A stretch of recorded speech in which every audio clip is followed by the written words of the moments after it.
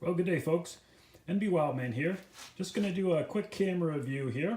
We're going to talk about the Bushnell Trophy Cam HD. Now, this is model number 119477, one of the older models, but also one of the best ones that I've found in the Bushnell line. This is a smaller camera, measures just 4.5 by 6.5 inches, and takes 12 AA batteries, has a 2-inch color view screen, and holds up to a 32 gigabyte SD card. It will take up to an 8 megapixel picture.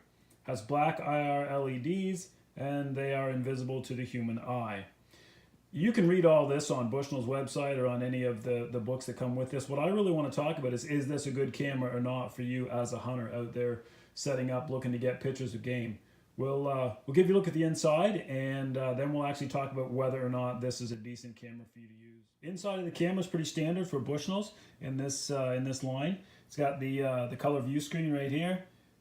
Pretty easy to manipulate. The buttons are nice, simple on, off, setup button.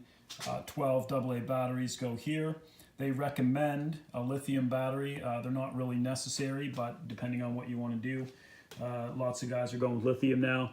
SD card slot is here, as well as all your AV hookups, etc.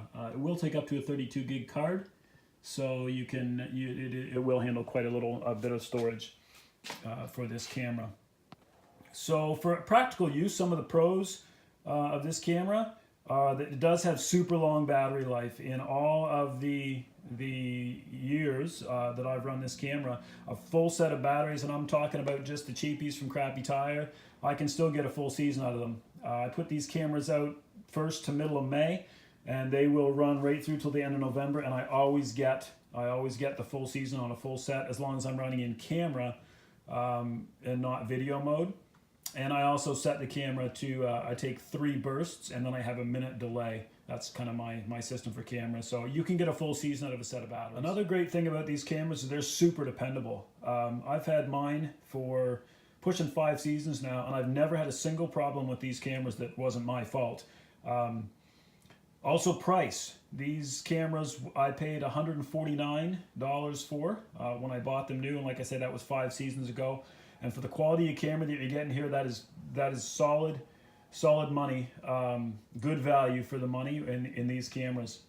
The picture quality and detection range of these cameras, they take great daytime photos. Here's one example right here from last season of a daytime photo. Now I have my camera set to 5 megapixels just to extend my SD card capacity. But even with that, they're pretty good pictures. You just can't zoom in very much. They get a little grainy when you try to zoom too close. The nighttime photos aren't bad, but they're really not super great. Here's an example of one here. Now the video quality of these cameras is average, I would say, for cameras on today's market. Keep in mind that these are about 5 years old. Still available today, by the way. You can still get them from Bushnell. They're quite popular. You can get them on eBay. Not a lot of the stores, like your local hunting trapping stores, are carrying them on the shelf because they have newer models, but you can certainly still get them, and they're a great value. As far as video quality goes, I love to set these on 30-second video. They take great video in the daytime, and they capture great sound. You really get, the wind is the only problem. I mean, you can hear the wind as they blow by, but they do capture the sound of the game as well.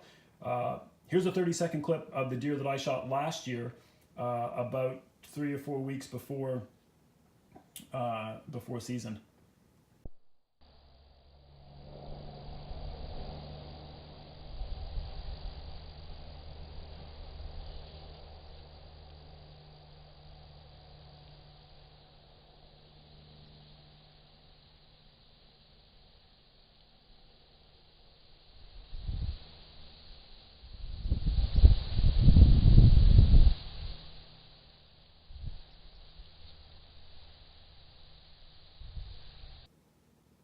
Now, last but not least is the bear box. As far as these cameras go, the bear boxes are easy to find. They fit a variety of Bushnell cameras. I won't hang a camera here in New Brunswick without a bear box, as I'm sure those of you that are hunters and trappers here in New Brunswick know. These cameras are like candy to black bears, so I won't hang one without it. I order all my bear boxes from either Native Outdoors or Camlock Box, just whichever one has the best deal on shipping. Prices are almost always right around 30 bucks for the bear box, so it doesn't really matter. But like I say, I have a bear box for every camera. They're pretty standard. They've got a hole in the front for your padlock, and they also have cable lock holes in the back if you cable lock your cameras. Some of the cons or the problems I found with this camera, there aren't very many, but there are a few. The on-off setup button is a little temperamental. Now what I mean by that is you can't go strictly from the setup mode to the on mode. You have to turn the camera off, then you have to go to setup, and then you have to do your setup. And I'm not going to walk you through that. You guys can read the manual. I love these camera reviews, and all they do is they walk you through how to do the setup and all that. Most of you can read, I suspect, so we won't bore you with that. But what happens is you go to the setup mode, and then you can't switch it right from there to the on mode. So once you're done with the setup, you have to shut the camera off, wait a couple seconds, and then go right to the on position. You just scoot right by the setup mode.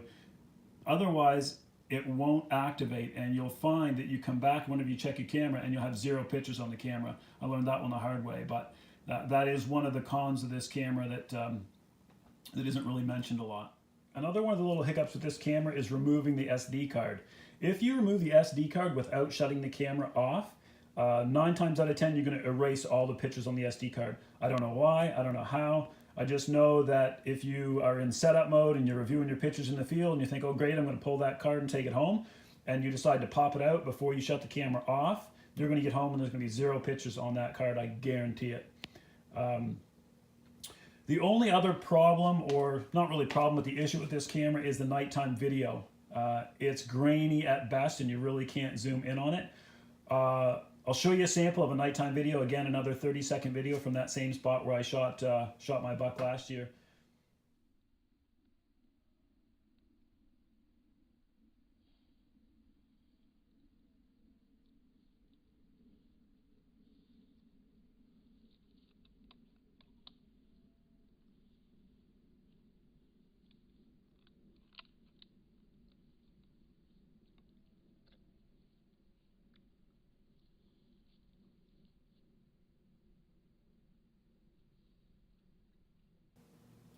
Like I say, no cameras are perfect, but I wanted to give you a realistic view of what they actually look like and how they perform in the field. I wouldn't hesitate to put more of these cameras in my toolkit for hunting. I run 3 of these cameras now. I've been around them for 5 years. Like I say, never had a problem. Once you kind of learn how they work, they're a good investment for the money. You can pick these up on eBay for around $100 now, so it's not too bad. Oh, by the way, if you want to see a video of me recovering that same buck in the video, I shot him last deer season. There's a link in the comments below that'll take you to the video on the NBWildman channel. So anyway, if you like the channel, go ahead and subscribe, hit that like button, turn on notifications so you can be notified when we put up new videos. And we're going to try to get out a video a week talking about all kinds of hunting, trapping, shooting type things, specific to New Brunswick and New Brunswick wildlife. Thanks for watching. NBWildman out.